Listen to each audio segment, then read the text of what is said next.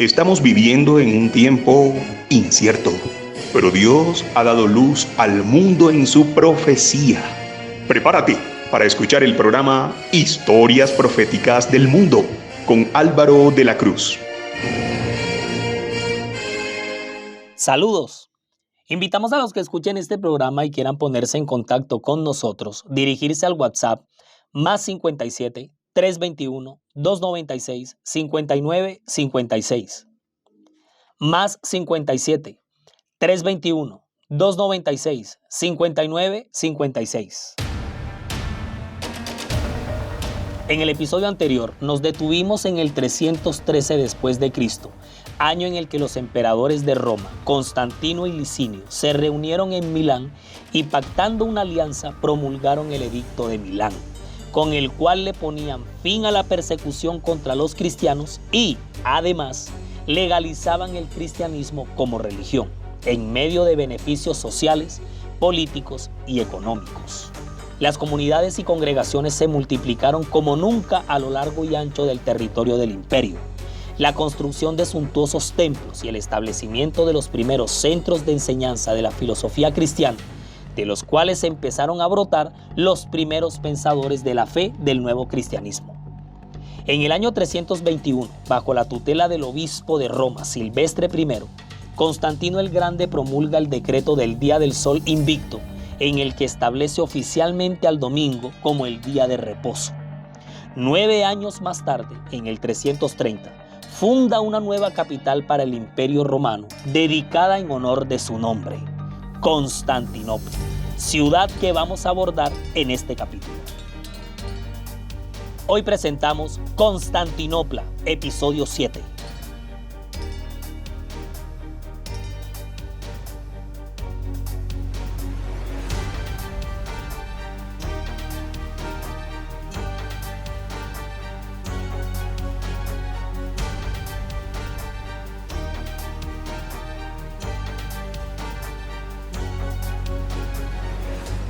Silvestre I fue el obispo de la ciudad de Roma, quien coincidió con todo ese gobierno de Constantino el Grande sobre el trono del imperio. Sí, Silvestre. Silvestre va a ejercer como obispo desde el año 314, un año después del Edicto de Milán, hasta el año de su muerte, es decir, hasta el 335. Constantino muere 2 años después que Silvestre, en el 337. Todo ese pontificado de Silvestre I, y digo pontificado porque él hace parte de la lista de los hasta ahora 267 papas de la historia del papado según la Iglesia Apostólica, la Iglesia Católica, Apostólica y Romana. Todo ese pontificado de Silvestre I se dio al mismo tiempo de los años gloriosos del emperador Constantino el Grande. El día del santo de San Silvestre I en el calendario es el 31 de diciembre. ¿Y por qué el 31 de diciembre? Pues es el 31 de diciembre debido a que fue en esa fecha en la que se murió. El 31 de diciembre del año 334. Vaya corriendo hasta su calendario más cercano y asómese para que vea. Ahí lo podrá confirmar. Silvestre I va a tener una marcada influencia por todos estos años en los giros que va a dar el cristianismo, y uno de esos giros más fuertes e inolvidables fue el que se dio en el 321 con la promulgación del decreto del Día del Sol Invicto, en el que establece oficialmente al domingo como el día de reposo. Y desde ese entonces, hace un poco más de 1700 años, los domingos empezaron a ser lo que hoy son en la mayoría de los países del mundo, un día de descanso, en lugar del sábado bíblico contemplado en la ley de Dios, sus 10 mandamientos, y que el cristianismo había mantenido como parte de sus creencias hasta los días de este decreto. Pero vengan acá, Porque es que este decreto no se emitió únicamente por asuntos religiosos o de fe. No, señores. Acuérdense que Constantino el Grande era el emperador de la más esplendorosa potencia en el mundo conocido. Que no estamos hablando de cualquier imperio de cualquier país, del imperio más poderoso de la historia antigua. Tan poderoso que cuando el imperio romano caiga, el imperio de Occidente, ¿no? en el 476, según lo indicaba la profecía, pues con él también va a acabar la Edad Antigua y empieza lo que conocemos como la Edad Media. ¿Sí o no? Muy bien. Entonces, elegir el domingo y promulgarlo a través de un decreto como día de descanso tenía mucho sentido políticamente. Y aquí es donde viene la cosa. Aunque normalmente era un día de trabajo, ya había cristianos para ese entonces en todo el imperio que dedicaban el domingo al culto religioso por aquello de la resurrección de Jesús en este día de la semana. O sea, dentro de los cristianos habían algunos que habían conservado como esa tradición popular, pero no porque ellos la conservaban, eso era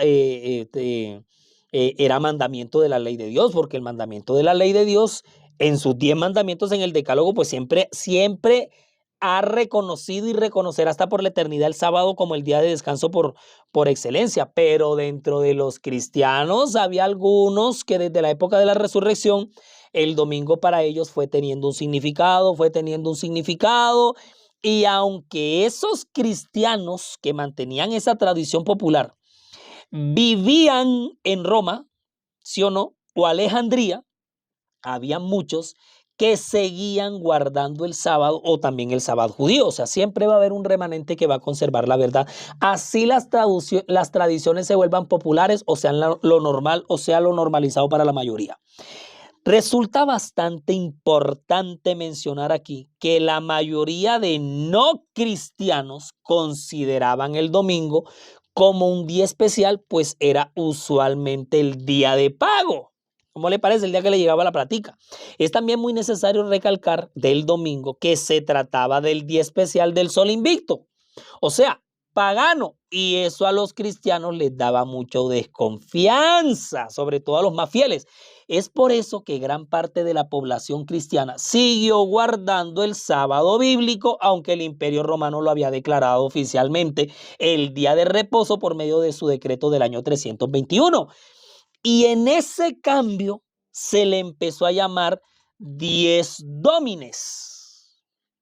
¿Ok? Al domingo, Dies Domines, es decir, el día del Señor. Pero como estamos en tiempos de tolerancia religiosa, cualquiera era libre de guardar el día que mejor le pareciera. El sábado pasó a ser para el Estado el día santo de observancia, contemplado por la ley de Dios a ser un día de guardar a la libre elección de la creencia de la ciudadanía.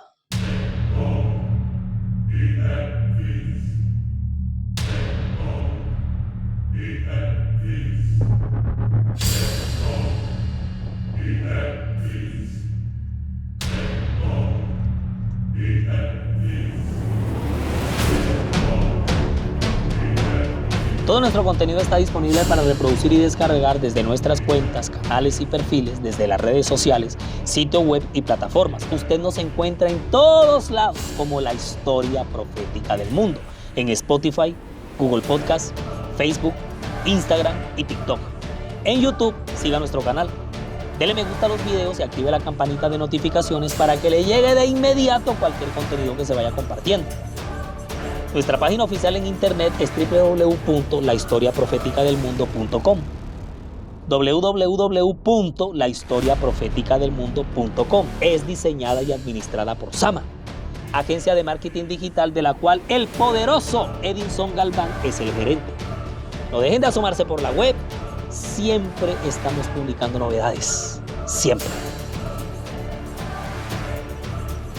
En las historias proféticas del mundo estamos presentando la serie sobre el oscurantismo.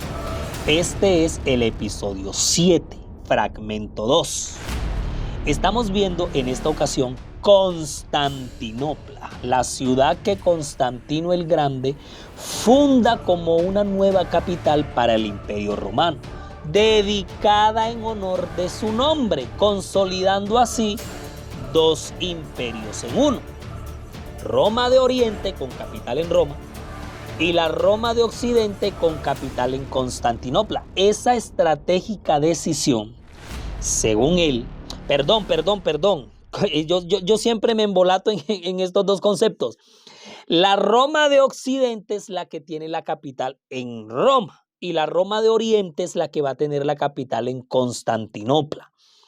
Esa estratégica decisión, según él, la tomó en el 313, pero resulta que unos años antes, en medio de toda esa fusión del cristianismo con el paganismo romano que este emperador trae, fusión que empieza a tomar forma con su edicto de Milán del 313, a tan solo unos 6 años de ese inesperado y sorpresivo edicto, es decir, en el 319, estalla en los territorios del imperio y sobre todo en los círculos cristianos el arrianismo.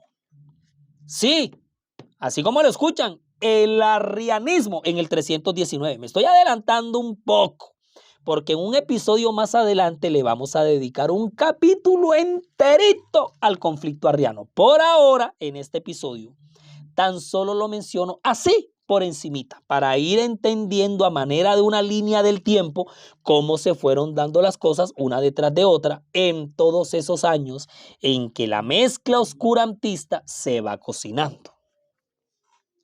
Resulta, pasa y acontece que todo este tropel del arrianismo se lo debemos a un personaje llamado Arrio. Sí, ese mismo, Arrio.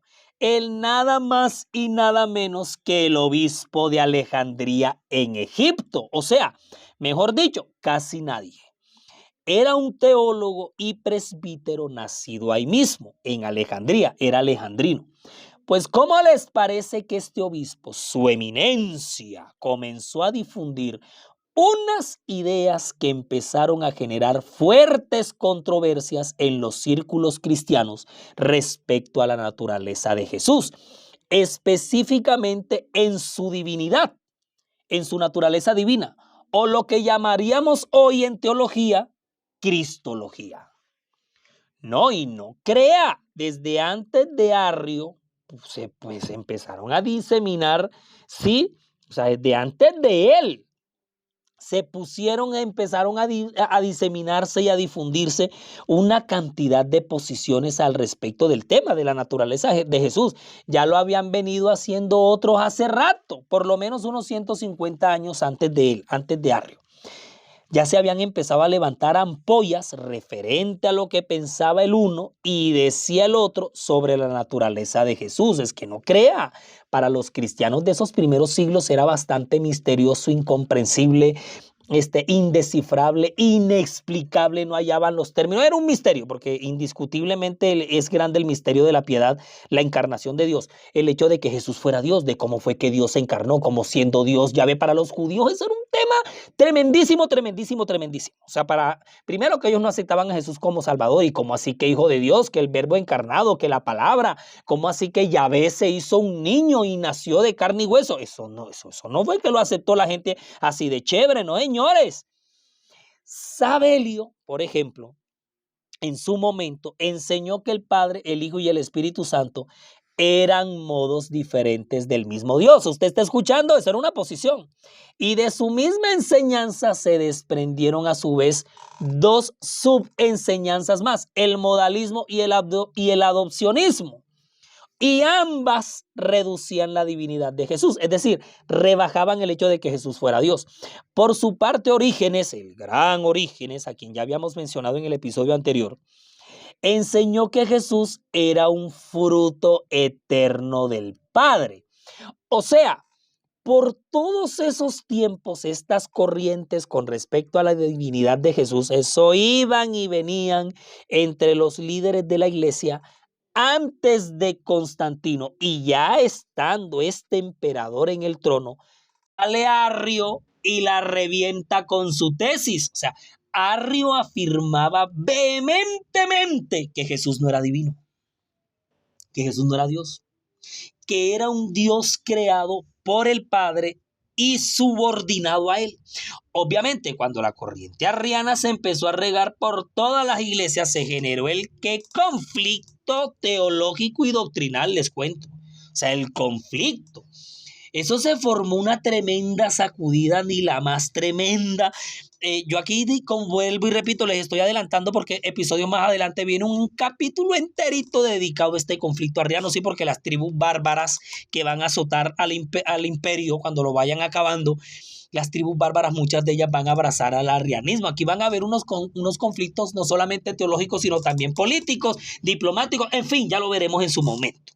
Muy bien. Lo que pasa es que, o sea, esta sacudida se sintió muy fuerte porque ya no estábamos en tiempos de persecución, ahora estábamos en tiempos de tolerancia religiosa y posterior al edicto de Milán, que ya reconocía al cristianismo como religión legal y además legítima, y sobre todo porque gozaba de la simpatía del emperador, que ya estaba empezando a otorgarle a los cristianos diferentes privilegios. Lo que pasa es que cuando estas corrientes de la divinidad de Jesús, que Orígenes, sí, que Sabelio, que los adopcionistas, sí, que toda esta gente pues, se dieron en medio de persecuciones. En medio de persecuciones, ¿quién se va a poner a discutir oficialmente sobre doctrinas si tenemos que escondernos? O sea, la urgencia era otra, pero como aquí ya la persecución cesó, ahora hay tolerancia religiosa, el cristianismo está siendo reconocido, ahora sí tenemos todo el tiempo del mundo para agarrarnos aquí todos contra todos y ponernos de acuerdo en la doctrina.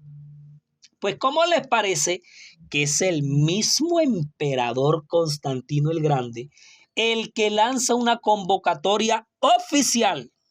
Escuche bien, oficial a todos los obispos cristianos habidos y por haber. Una convocatoria, un encuentro donde se discutiría el conflicto arriano y sobre todo para darle solución, porque Constantino, ¿qué dice? Los estoy convocando, pero me arreglan el problemita arriano, me lo arreglan. O sea, como ustedes, los teólogos son ustedes. Yo aquí les consigo el refrigerio, les consigo el hospedaje, la comida, el lugar donde se van a reunir, pero me le dan solución, porque es que esta confusión doctrinal se estaba regando y ya eran muchos los que estaban aceptando la doctrina de Arrio, y esto generaba diferencias no solamente religiosas, sino también geopolíticas y socioeconómicas. Pues esa reunión que Constantino convocó con todos esos obispos se agendó para el 20 de mayo del año 325 en una ciudad de Bitinia, en la actual Turquía, llamada Nicea. Y es así como en presencia de alrededor de 230 obispos se celebró el primer concilio de la historia de la Iglesia cristiana romana en su nueva fase, el Concilio de Nicea.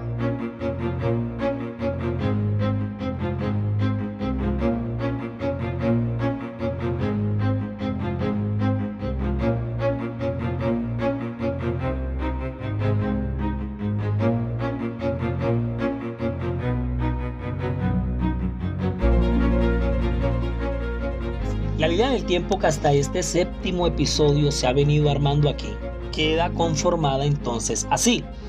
En el año 306 Constantino es nombrado emperador Augusto para lograr el poder absoluto de Roma en el 312 con su épica victoria en la batalla del Puente de Milvio.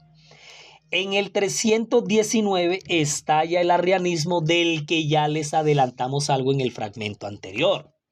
En el 321, Constantino el Grande proclama el edicto del domingo como día de descanso oficial en el Imperio Romano. Y como la controversia arriana venía dando tanta lora, es el mismo Constantino el que convoca a todos los obispos del cristianismo en lo que se convirtió en el primer concilio de la historia de la Iglesia cristiana en esta nueva fase de romanización. El Concilio de Nicea. el origen propiamente de la Iglesia Católica Apostólica Romana. ¿Está escuchando bien? También más adelante publicaremos el episodio dedicado a los concilios celebrados por la Iglesia durante el período profético del oscurantismo. Por ahora solamente lo mencionamos.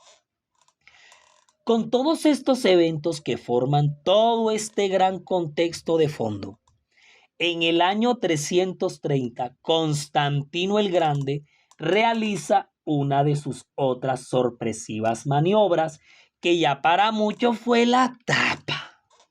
O sea, fue la gota, o sea, ya fue lo último. Cambiarle el nombre a una antigua ciudad helena, una antigua ciudad de la colonia griega, que estaba ubicada en la región del sureste europeo, en toda la península de los Balcanes, llamada Tracia, la región, y esa ciudad se llamaba Bizancio. ¿Ok? Pues a esa ciudad de Bizancio, Constantino le cambiará ese nombre en honor al suyo, rebautizándola como Constantinopla. Eso pasó en el año 330. Y no solamente la renombra, sino que además la eleva como la nueva capital del Imperio Romano de Oriente. En el Imperio Romano de Occidente, la capital va a seguir siendo la imponente ciudad de Roma. De hecho, Constantinopla en el resto de la historia va a ser en su momento la capital de varios imperios. Primeramente, la capital del Imperio Romano de Oriente, al que también lo vamos a conocer como Imperio Bizantino. Pues bizantino, pues por Bizancio. Muchos años después, por la época de la Cuarta Cruzada, por los años del feudalismo, Constantinopla será la ciudad capital del Imperio Latino.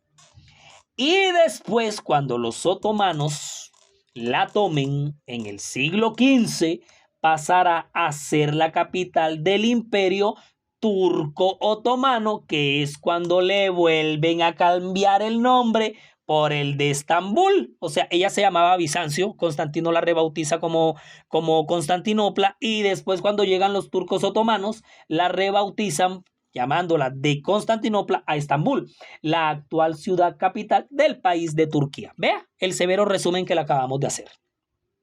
Por ahora, por donde vamos en el relato, en el año 330, por el que vamos ya, en nuestro relato, Constantino rebautiza a la ciudad de Bizancio como Constantinopla y al mismo tiempo la nombra como la capital de una nueva división oficial del Imperio Romano en Occidente y Oriente. Esta división, lo que pasa es que desde la época de la tetrarquía de Diocleciano, el Imperio Romano estaba ya dividido. Lo que pasa es que ya esta es una división oficial, política y administrativa, la que está haciendo Constantino aquí, pero eso es de Diocleciano y su tetrarquía ya venía. Mira, esta división del imperio en Oriente y Occidente ya la veníamos viendo desde la profecía de Daniel capítulo 2 en el sueño que Dios le reveló una noche al gran rey de Babilonia, Nabucodonosor, cuando se le presentaron las dos piernas de la estatua representadas por medio del hierro. Esas dos piernas de hierro pues no solamente simbolizaban al Imperio Romano, sino que también simbolizaba las dos subdivisiones. ¿Usted por qué cree que eran dos piernas? Porque es que aquí tenemos Imperio Romano de Oriente y Imperio Romano de Occidente. Mira qué inteligente fue Dios al diseñarlo así en esta visión. Lo que pasa es que ahora a partir del 330 lo encontramos organizado en dos. Imperio Romano de Oriente con capital en Roma, de Occidente, perdón, e Imperio Romano de Oriente con capital en Constantinopla, Bizancio, el Imperio Bizantino. ¿Claros hasta ahí? Por estrategia, porque es que este hombre no hace nada gratis, por estrategia, Constantino el Grande hace esta jugarreta. Y decimos que por estrategia, pues porque resulta que Constantinopla tenía o tiene Estambul actualmente, ¿no? Una posición geográfica demasiado estratégica y ventajosa para los futuros planes de Constantino. Constantinopla era dueña de un apetecido punto de encuentro entre los dos continentes más fértiles del mundo conocido, Europa y Asia, unidos por el Cuerno de Oro en todo el Bósforo y el Mar Mármara. El Mar Mármara es un privilegiado brazo de mar que a su vez une al Mar Egeo con el Mar Negro. ¿Usted cree que Constantino, viendo semejante papayazo, iba a dejar pasar esta ventaja que tenía en su propio imperio?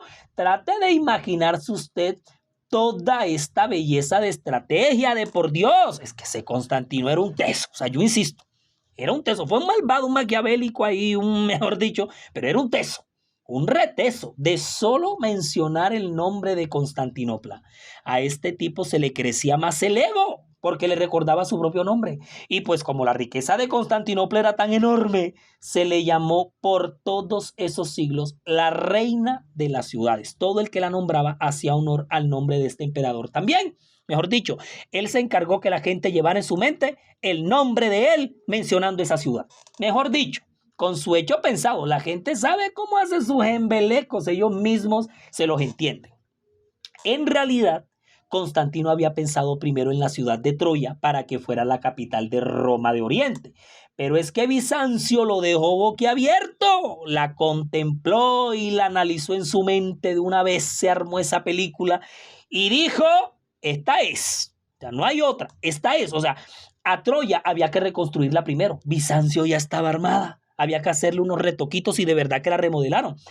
Pero estaba armada enterita. Mira, el evento inaugural de la ciudad de Constantinopla como capital de Oriente comenzó el 11 de mayo del 330 y se extendió por 40 días en medio de ceremonias y festejos con unos derroches de desfiles, los cuales se engalanaron con la estatua dorada de la diosa mitológica romana Fortuna.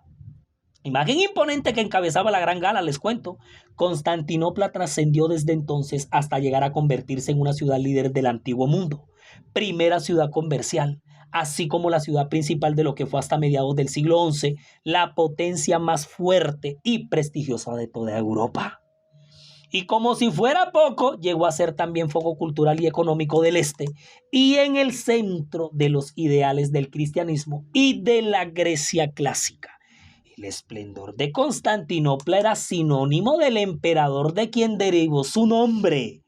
Constantino el Grande abrazaba la gloria, la pompa y el éxito le sonreían todos los días de su vida, desde que se despertaba hasta que se acostaba. Hasta que, como todo en la vida, le llegó el ocaso y el fin a este emperador que por un momento creíamos que era omnipotente y hasta inmortal.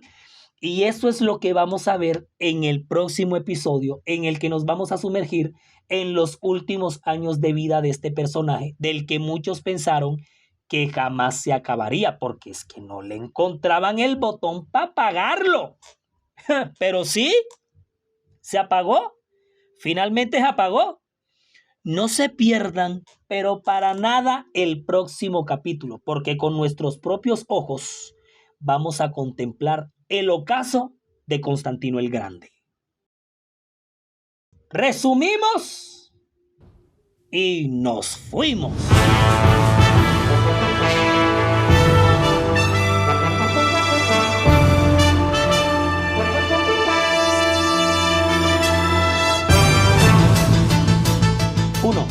Llegamos al año 330. Constantino realiza una de sus más estratégicas jugadas: dividir oficialmente el imperio. 2. El imperio romano se divide en el imperio romano de Occidente, con su capital clásica en Roma, y el imperio romano de Oriente. 3. Constantino fija sus ojos en la antigua ciudad de Bizancio como la capital de Roma de Oriente por su gran ubicación estratégica. 4. Bizancio pasa a llamarse Constantinopla en honor del nombre de Constantino y llega a convertirse en una ciudad líder del mundo antiguo. 5. Siendo conscientes que los antagonistas del gran conflicto crecen y prosperan visiblemente en sus planes, pero que por encima de todo esto no pasarán por encima de los planes del Dios del cielo, En la producción audiovisual May Vanegas, relata Álvaro de la Cruz. Y para todos ustedes, un feliz día.